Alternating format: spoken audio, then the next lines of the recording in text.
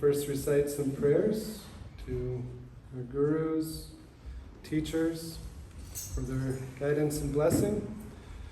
Om Ajnana Timirandasya Gananjana Shalakaya Chakshuram Militam Yena Tasmai Shri Gurave Namaha Shri Chaitanya Manobishtam Stapitam Yena Bhutale Swayam Rupa Kadamayam Dadati Svapadantikam Vanchakalpa Trubhyascha Kripa Sindhubhyevacha Patitanam Pavanebhyo Vaishnavebhyo Namo Namaha Jai Shri Krishna Chaitanya Prabhu Nityananda Shri Advaita Gadadhar Srivasadi Gaura Bhaktivinoda Hare Krishna Krishna Krishna Hare Hare Hare Rama Rama Rama Hare Hare. Namo Bhaktivinodaya Satchidananda Namine Gaura Shakti Svarupaya Rupanuga Varayate. So as Tushta Prabhu was saying, that this week we had different festivals celebrating those who have come before us and brought forth the path of Dharma, path of surrender. Everybody here has heard the word Dharma, right? Everybody's pretty much familiar with the word Dharma.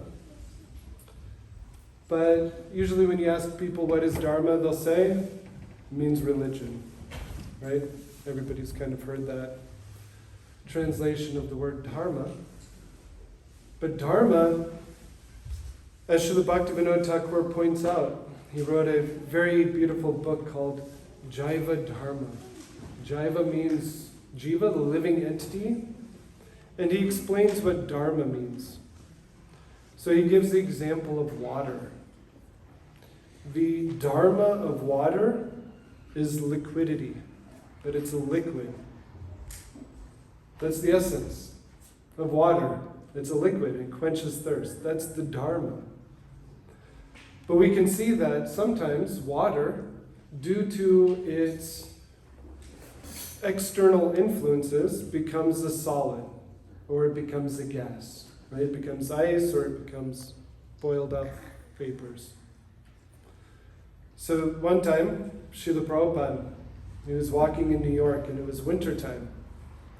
And as Srila Prabhupada was walking, he would walk with a cane, and he would walk on the sidewalks, and he was meticulously going to where we all experience winter here. Sometimes you get a very thin layer of ice and there's water underneath, and you just give it a little crack and it becomes a puddle. So Srila Prabhupada, he would walk, and with his cane, he was meticulously going up to a puddle and breaking it.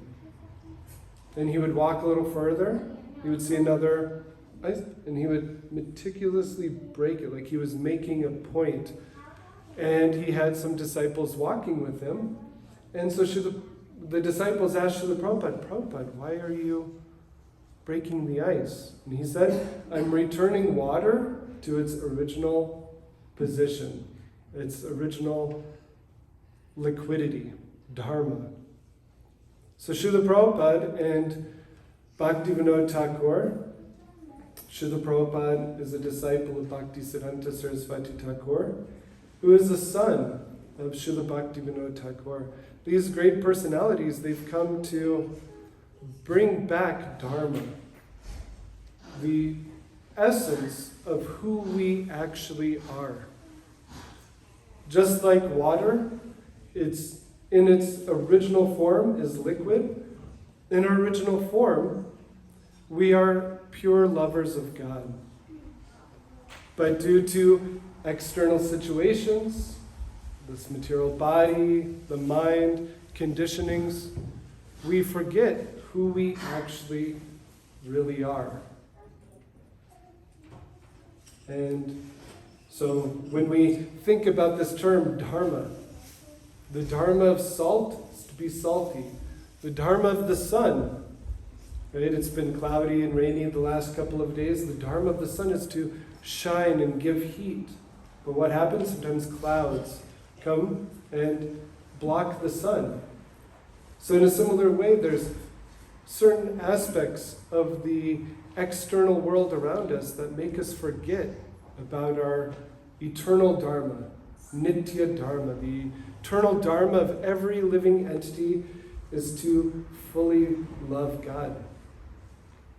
And I wanted to read Srimad-Bhagavatam. There's a beautiful verse. It's actually the second verse. And we'll glorify Bhagavatam today also, as it was Bhajra Purnima yesterday. But if anybody wants a reference to this verse, it's found in Srimad-Bhagavatam, Canto 1, Chapter 1, Text 2. Dharma projata kaitavotra paramo nirmat saranam satam. So dharma, the first word of this Sanskrit is dharma. So what does Srimad Bhagavatam do? It completely rejects all religious activities which are materially motivated. This Bhagavat Purana propounds the highest truth, which is understandable by those devotees who are fully pure in heart. And kicking out this dharma projata kaitava. Kaitava means cheating. So there might be many different religions of this world that propound that they're the true religion. But actually the true religion is when you cut through all of the externals and get to the essence of love of God. So if anybody proclaims to you, I have the highest religion, you can ask them, oh, what's the goal of your religion? And if it's anything other than pure love of God, you know it's cheating. And Srila Bhaktivinoda Thakur, he appeared in 1838 in Bengal, where cheating was going on. Bhagavad Gita, Krishna states, Yada yada hi bharata glanir bhavati bharata abhutanam adharmasya tadatmanam srijamyaham. That Krishna appears whenever there's a decline, glani, in religious practices. Whenever this nitya dharma, the original essence of the soul, is, you could say, glani, it's declined. It's the path has been blocked. There's not a pure path to get to that pure love of God. Then Krishna descends. But Krishna himself doesn't always have to descend. As we see, Lord Chaitanya Mahaprabhu, Krishna himself, came over 500 years ago to give this chanting of the Mahamantra, the Hare Krishna Mahamantra, which we chant. And he revitalized spiritual culture all over the world. But after the appearance of Lord Chaitanya Mahaprabhu, what happened? Glani. Thank you so much. There was a decline. There was darkness. The path. How many people go hiking here in Colorado? There's so many hiking spots. But those hiking trails, they're kept in such a way because so many people travel through, right? People actually go through removing rocks, removing thorns. They try to keep vegetation away so that everybody can have a nice hiking path. So sometimes this path of surrender, this path of dharma, becomes blocked up. Either Krishna himself comes, or he sends one of his eternal associates. And so in 1838, one of his associates came when there was a great darkness. This chanting of the Hare Krishna Mahamantra, what we call the Gaudiya Vaishnava Siddhanta philosophical conclusions that are given to us by Lord Chaitanya Mahaprabhu and the previous acharyas, the path had become completely filled up with people who are misusing religion. And you'll find this in Chaitanya Charitamrita, Srimad-Bhagavatam. So many examples are given in Srimad-Bhagavatam where one either uses religion for their own greed and lust, They misuse the scriptures by word jugglery, right? Chaitanya Charitamrita is filled with this. Lord Chaitanya Mahaprabhu has to come and tell them, you're interpreting scripture to your own material motivations. If you just take scripture at itself, which is why Bhagavad Gita as it is, Srila Prabhupada says, as it is, we see many commentators of Bhagavad Gita try to give material meanings, material understandings, even political meanings to something that is pure. So at the time of Bhaktivinoda Thakur, this was happening with Lord Chaitanya Mahaprabhu's movement and the chanting, the Hare Krishna Mahamantra. Now Bhaktivinoda Thakur, when he was 3 years old, does anybody remember when they were 3 here? Because I don't remember when I was 3. I can't remember at all. If anybody can remember what your life was like at 3 years old, you're a great personality. Bhaktivinoda Thakur, when he was age 3, wrote his first poem. And he wrote it about his father returning home, and it was very beautifully written. It was about 3 stanzas about seeing a crow flying a certain way and signifying that his father was returning home. And Srila Bhaktivinoda Thakur, at the age of 3, wrote his first poem. Now, when he went to school, the environment of India at that time was overrun with the British. The British, they were doing away with Dharma. They were supplanting Christianity. They were taking over the customs of the Indian people, colonization. This is the environment at that time. And Srila Bhaktivinoda Thakur, when he entered into school, he entered into a group of intelligentsia. Everybody's familiar with Rabindranath Tagore. He was the literary genius who was the first, I believe, non-European to achieve the Nobel Prize for Literature. And Rabindranath Tagore was a classmate of Srila Bhaktivinoda Thakur. This was the type of people that Bhaktivinoda Thakur was surrounding himself with. And there was this group called the Bajraloka, who claimed that they were the most intelligent people at that time. But Srila Bhaktivinoda Thakur, he became disillusioned with this group. He saw that with all of their intelligence, all of their debating, all of their writings, they weren't really getting to the essence of life. He saw how people were suffering. And he saw how people were misusing religion. The Brahmo Samaj was very popular at that time. They were bringing back Hindu Dharma in an impersonal way, and they were trying to get Srila Bhaktivinoda Thakur to join them. And so what happened is Srila Bhaktivinoda Thakur gave a very beautiful speech called the Bhagavat, its philosophy, its ethics, and theology. And he spoke about Srimad-Bhagavatam, which is this book right here. Yesterday was Bhadra Purnima. This is just the first canto. We have full volumes and sets of this book. Srila Bhaktivinoda Thakur said, announcement? Intermission. Exciting intermission. So there's a Honda SRV Y5440J. Oh, he's already going. Okay. All right, we just want to make sure your car is there after the feast. Hare Krishna.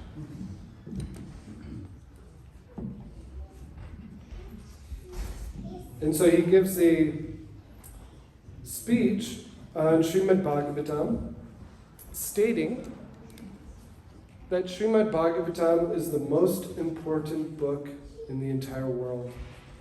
He actually states that if you burn, just like Alexandria, the Library of Alexandria burned, and we've lost so many different books from antiquity. So he said, just like Alexandria burned, if we burn all the books in the entire world, Actually, the essence of Dharma, the history of Hinduism, all types of philosophy, except atheistic philosophy, is found in Srimad-Bhagavatam.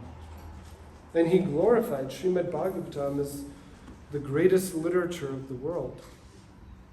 And so Bhagavad Dharma is synonymous with Jaiva Dharma. And Srila Bhaktivinoda Thakur, what did he do? He was a magistrate. He was a lawyer, seeing cases, working for the British at that time, and he would do the work that 5 people would do in half of a day.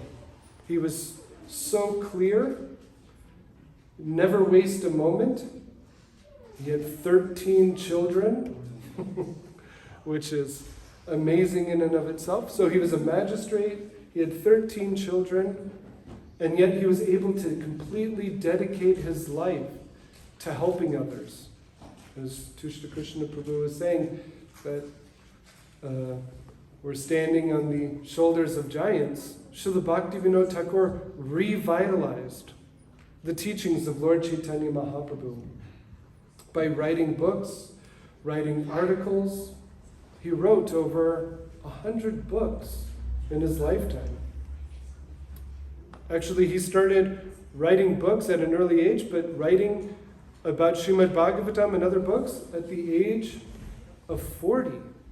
So from the age of 40 onward, he wrote over 100 books about the essence of who we actually are. And by starting what is called the Assembly of Great Vaishnavas and revitalizing Lord Chaitanya Mahaprabhu's mission, he acted as an acharya. Acharya is one who makes the path clear. So it's stated that in this age of Kali, Kala, Kalir, Balina, that the age of Kali, the path of bhakti, love of God, it's filled with so many thorns. And the acharya, what does the acharya do? Goes on the path and picks up the thorns, even knowing that they themselves are going to be pricked, and they have to work tirelessly to pick up these thorns. So through Bhaktivinoda Thakur's writings, he gave us what is called pure devotional service. That devotional service, which is anyabhilashita shunyam. It's devoid of material desires. It's devoid of jnana and karma. So what is jnana? Impersonalism, thinking that we are God, thinking that we can merge with God, which would destroy bhakti, which would destroy love. Right? If you said to your partner, husband, wife, I love you, I love you. I love you so much that I want to become you. We want to merge together into one person and forget our identities. Where's that love then? That love is then gone. So, giving us pure devotional service, and through Srimad-Bhagavatam, Bhaktivinoda Thakur starting this revolution of bhakti. We were reading this morning how he was weeping and rolling in the dust of Jagannath Puri, loudly chanting the holy names, crying out for all of us. This is what the acharya does. Clears the path and then cries to Krishna for all living entities to realize that they're not this material body, not all of the false designations that we put upon ourselves. Clear the mind of envy, lust, anger, greed, so that we can realize who we truly are. This is what acharya means. And Srila Prabhupada then comes in the line of Srila Bhaktivinoda Thakur. To speak about the glories of Bhaktivinoda Thakur, we could have a whole week of how he found the original birthplace of Lord Chaitanya Mahaprabhu. And now in Mayapur Dham, they're building one of the largest temples in India at that place, at that holy place, which was lost. Right? This is why he receives the name Saptama Goswami, the seventh Goswami, because he wrote so many literatures, and then he also excavated the holy places of Mayapur, revealed the birthplace of Lord Chaitanya. And then, through his son, Bhaktisiddhanta Saraswati Thakur, ship was tightened up a little bit, printing press. This was the time when printing was really getting started in a major way. And then Srila Prabhupada then took the message of Bhaktivinoda Thakur all over the world. And so Srila Bhaktivinoda Thakur, in glorifying Srimad-Bhagavatam, and yesterday being Bhadra Purnima, there's a beautiful verse in Srimad-Bhagavatam, Sarva Vedanta Saram Hi, Shri Bhagavatam Ishyate, Tadvra Samrita Triptasya Nanyatra Syad Rati Kvachit. That Srimad Bhagavatam is the essence, saram, of all Sarva Vedanta, all Vedanta. So what is Vedanta? Srila Vyasadeva, great personality that some may know. He wrote Mahabharata, he wrote the Puranas. But in the beginning, there's Veda, there's knowledge. There's just knowledge, that's what Veda means. And he split the Veda into four. The four Vedas, which some might know, Rig, Yajur, Atharva, Sama Vedas. These go back thousands and thousands and thousands of years, these writings.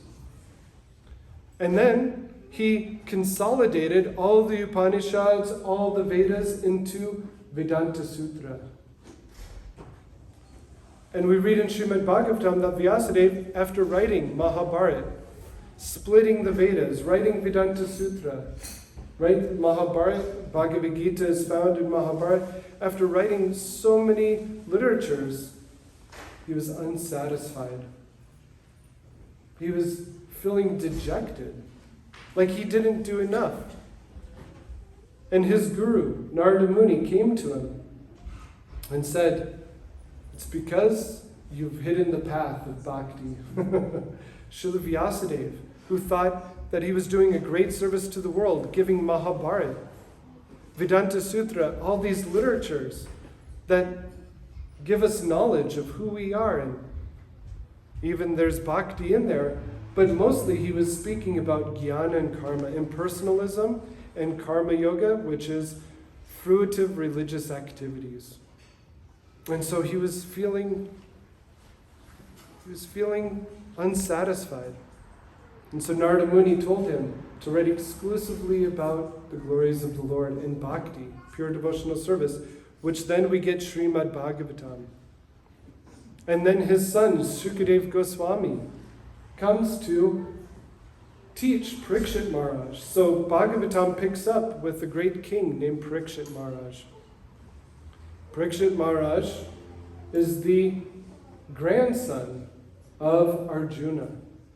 Right? Some of you might know that Arjuna married Subhadra, who was on the altar, and they had a very powerful son named Abhimanyu. Abhimanyu, during the time of the war in Mahabharata, was 16 years old. And he was such a powerful warrior. Right? The Battle of Kurukshetra goes on for 18 days. There's millions of people fighting on the battlefield, and there's these personalities called Maharathis.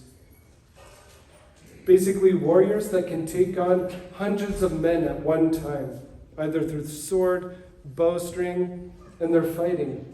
And Abhimanyu, he's 16 years old, and he's taking on some of the greatest warriors in the world. If you get a chance to read Mahabharata, it's very exciting. Abhimanyu, he's so powerful, he's unstoppable, that what happens? They have to go against religious principles, and 6 or 7 Maharathis all team up on him at once, which is actually against the rules of fighting. That's how powerful he was at the age of 16. And they team up on him and they kill him, and it's actually very heartbreaking. But Arjuna, he comes and he defeats all of them. So Abhimanyu, such a powerful warrior, his wife Uttara, they have a child named Parikshit Maharaj, who takes control of the kingdom after the Kurukshetra war. The Pandavas retire, and he is a just king. He himself is very powerful. What is he trying to do? He's trying to curb Kali Yuga personified. Kali Yuga means the age of quarrel, hypocrisy. And he's trying to keep the age of quarrel and hypocrisy from happening. This is told in Srimad-Bhagavatam. But what happens is one day, by the somehow divine order of the Lord, he's cursed to die in 7 days. Now, all of us have no idea what our lifespan is, right? Sometimes we get our astrological charts done, and we want to know the date of when we're going to die, because I want to do all the things I want to do before that time. But how can we really know the actual date of our death? But Parikshit Maharaj, he knew he had 7 days to live. Some of us, we think we're going to live a very long time, but we don't know, right? We might not live as long as the Queen. Everybody thought she was going to live forever. But we don't know. There's accidents that happen every day. The Shastra says we have a certain amount of breaths according to our karma. So Srimad-Bhagavatam enters into this mood of what are we supposed to do at the time of death? Who are we? What is our purpose? What is our eternal dharma? Going back to Srimad-Bhagavatam, kicking out all types of cheating. Getting to the essence of who we really are. And Parikshit Maharaj has 7 days to figure this out. Even though he's a great devotee and he knows this, still he sits on the bank of the Ganges and he's going to fast for 7 days. And he's waiting for a teacher to come. He's waiting for somebody to come show him what is his duty at the time of death, which for us, we don't know. So our duty towards death is every moment of the day that we have to remember. Love of God, that's the goal. All kinds of different ideas that come in our mind according to sense gratification, impersonalism, fruit of activity. Those are little things, but the big idea is that we are here to love God and realize our spiritual nature. And so he's sitting down on the bank of the Ganges. Actually, great personalities start coming, like Srila Vyasadeva, Narada Muni, great sages who've lived hundreds of years. They've perfectly controlled their breath. They know how to enter in samadhi. So many sages come, but nobody's going to go up and teach Parikshit Maharaj. Here comes a 16-year-old boy named Shukadeva Goswami. He's so beautiful. Why? Because his bodily complexion looks exactly like Krishna's, because he's so absorbed in thinking about Krishna.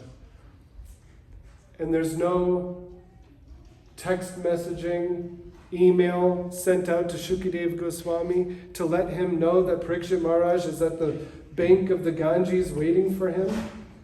Magically, he just shows up. Right? We lose this mystical connection. Right? The more we get into gross technology and thinking that unless I'm on social media, I'm not connected with other people. Srila Prabhupada said we can all stay connected wherever we are around the world by chanting Hare Krishna, Krishna Krishna, Hare Hare, Hare Rama, Rama Rama, Hare Hare. By chanting, then we stay connected all together, and other devotees around the world, we're connected with them. So Shukadeva Goswami, because he's in full connection with God within the heart, Paramatma, he arrives on the scene and he sits down and he teaches Parikshit Maharaj Srimad-Bhagavatam, which is the essence of all Vedanta, which Srila Vyasadeva, before he tried to write, but Srimad-Bhagavatam is the essence of all knowledge. Vedanta literally means the end of knowledge, so it's the essence. And anyone, Sri Bhagavatam Ishite, what does it say? Tadra Samrita Triptasya, one who tastes the mellows of Srimad Bhagavatam, then Nanyatra Syad Rati Kvachit. They get so much love for Srimad Bhagavatam that they completely reject any other literature. Trust me, anybody who's read Srimad Bhagavatam just once, you'll realize that no other literature in the world compares to Srimad Bhagavatam. Sorry, Dostoevsky fans, Leo Tolstoy fans, all the other great writers of the world. Srimad Bhagavatam, once you get a taste for it, it actually reveals everything. And what is the last verse of Srimad Bhagavatam? Nama Sankirtanam Yasya Sarva Papa Pranashanam. That through the chanting of the holy names of Krishna, then Sarva Papa Pranashanam. We were hearing the other day how the living entity, the Jiva, is located inside of the heart region. There's 5 pranas, life airs that are circling it. There's 5 material elements, earth, water, fire, air, sky, circling it. And there's even contaminations, envy, pride, illusion, taste for material enjoyment. There's so many contaminations. But by chanting the holy names, all of that dissolves. It actually is a transcendental, mystical interaction of the holy name, that Krishna within the heart actually purifies the heart and brings our true selves out. It's stated, Sarvopadi nirmuktam tat paritavena nirmalam. Sarvopadi, upadi, designations. And Srila Bhaktivinoda Thakur talks about this very elaborately, that we have so many upadis, false designations, thinking that we're male, female, we're American, we're Indian, we're Russian, we're Christian, we're Hindu, we're Buddhist. We're so many different types of designations within this world. But the body's going to fade away. And all those designations that we are holding on to is only in relation to our mental illusions and our bodily designations. Otherwise, the essence goes back to who we truly are. And so by chanting the holy name, Sarva Papa Pranashanam and Pranamo Dukkha Shamanas. Dukkha, Sukha and Dukkha. This is what we mostly experience in this world, happiness and distress. Sukha and Dukkha. So just like the living entity, the Jiva, spirit soul, is found within the heart region, Sukha and Dukkha. Sukha means happiness. Dukkha means distress. Actually, what happens, Sukha, when you break down these two words, Sukha and Dukkha in Sanskrit, Ka means ether. So just like there's space within this room, and the more we fill it up, there's less space. So in our heart, Sukha, happiness, is experienced when there's light, when there's not so much crowding within the heart region. And that happens by chanting the holy names, engaging in bhakti. The heart becomes light, and then you experience sukha, happiness. Dukkha is when that ether is crowded. And in Sanskrit, there's a term called samskars. We make samskars in our mind. So many things, movies, music, so many things come into our mind throughout this world, and it crowds our heart, and we experience dukkha and sukha.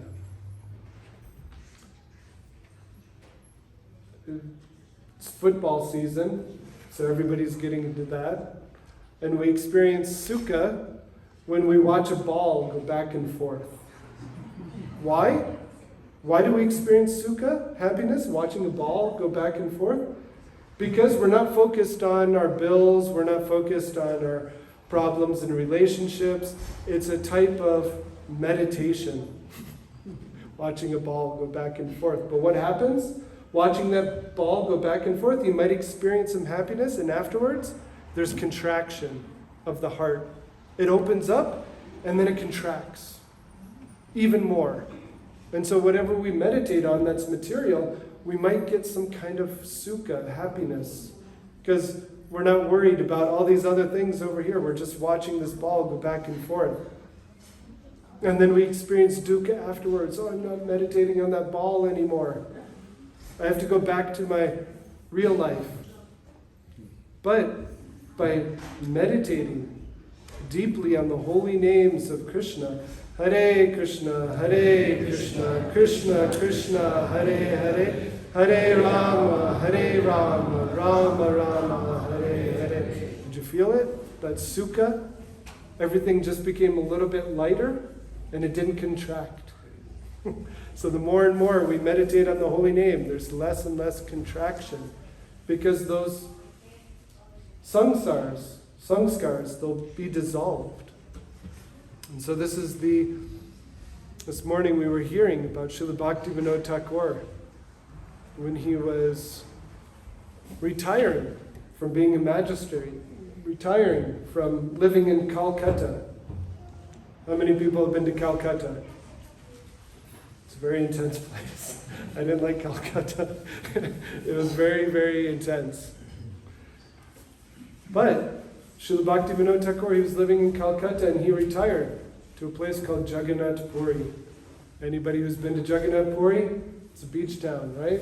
It's beautiful waves where Lord Chaitanya Mahaprabhu lived and disappeared, and Srila Bhaktivinoda Thakur, he did so much to promote the chanting of the holy names.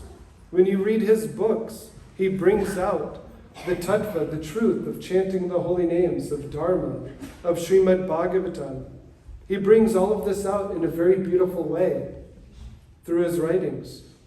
And at the end, when he went to Jagannath Puri, he wrote a beautiful article talking about how he did so much to clear the thorns, to clear the path of Dharma, to clear the path of bhakti.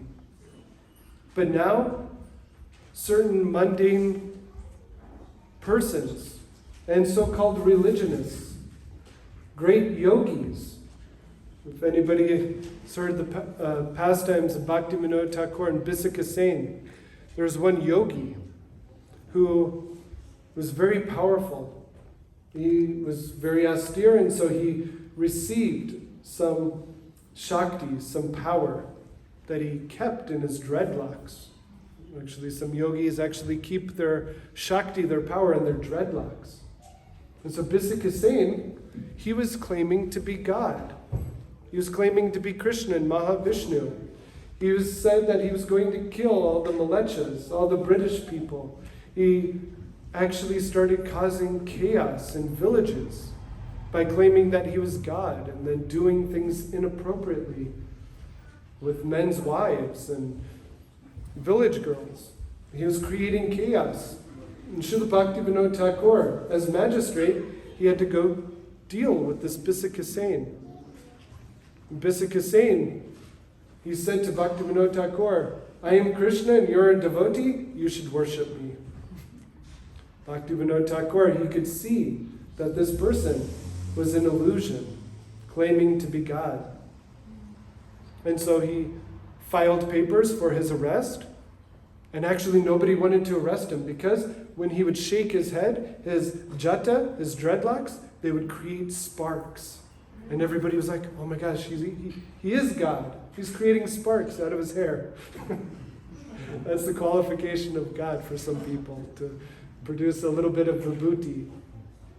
But they arrested him, and what happened is Bisika Sen used his yogic powers to make Bhaktivinoda Thakur's family sick. Bhaktivinoda Thakur became sick. His family was actually on the verge of death, but Bhaktivinoda Thakur, being a personality who understood what true Dharma was, what the path of bhakti is, and how this person is cheating, he still went forth and actually gave him a kind of a light sentence, a few years in prison with hard labor. But right before he went to prison, Bhaktivinoda Thakur took scissors and cut off his dreadlocks. And when he cut off this person's dreadlocks, all the people who were following him, thinking he was God, they all left. He became a shriveled person. He lost all of his power. And even though he was just supposed to be in prison for about 2 years, doing some labor, he died because he lost all of his power. And so Srila Bhaktivinoda Thakur, he's sitting on the banks of on the shore of the ocean, hearing the crashing of the waves in Jagannath Puri, and he's thinking how he had to battle yogis. He had to battle so many people who were trying to cheat people into following false religions for own material motivations. And then he was thinking, still the path is filled with thorns. What am I to do? And he started crying. And Lord Chaitanya Mahaprabhu appeared before him and said that actually the living entities of this world, they engage in karma. They're more interested in a football going back and forth instead of chanting the holy names and meditation. And engaging in karmas, their hearts become very hard. So that sometimes when we speak about Krishna, we speak about spiritual subject matters, what happens? The ears, it'll bounce off their ears and their hearts become hard. We talked about this principle before on what real hearing is, right? Real hearing is when it goes in one ear and then it goes out the other, right? No, it goes in one ear and then it goes down to the heart. That's real hearing, to change the heart. If it goes out one ear, that's not proper hearing. So Bhaktivinoda Thakur, he's hearing Chaitanya Mahaprabhu talk to him about some living entities in this world, they're not going to hear. They're not going to have a change of heart. And so all you can do right now is sit in Jagannath Puri where Haridas Thakur, Namacharya, he was chanting 300,000 names of Krishna every day. Some of us, we chant 16 rounds of the Maha Mantra a day, and it's a struggle. Haridas Thakur, he was chanting 364 rounds, 300,000 names of Hare Krishna every day. And so Bhaktivinoda Thakur sat in the place where Haridas Thakur disappeared, and Lord Chaitanya Mahaprabhu said, sit here and pray for all the living entities of this world. By your chanting of the holy name, they'll hear the glories of the holy name and their hearts will somehow become soft. And then, as Srila Bhaktivinoda Thakur, he's crying, great personalities like Bhaktisiddhanta Saraswati Thakur and our Srila Prabhupada appear to then go spread Bhaktivinoda Thakur's teachings throughout the world. And Bhaktivinoda Thakur, he's made all of our hearts soft. So we're here because of Bhaktivinoda Thakur's mercy. He's sitting in Jagannath Puri crying out the holy names of Krishna. Hare Krishna, Krishna Krishna, Hare Hare, Hare Rama, Rama Rama, Hare Hare. And now it's our duty as debtors. We're in debt to Bhaktivinoda Thakur, to Srila Prabhupada, to take deeply within our heart the chanting of the holy name and the philosophy of Srimad-Bhagavatam, purify ourselves so then we can give it to others. And in this way, we'll actually repay the debt somehow or other to Srila Prabhupada and Bhaktivinoda Thakur. Thank you for your kind attention. Sachakalpa, Tarubhyascha, Kripa Sindhu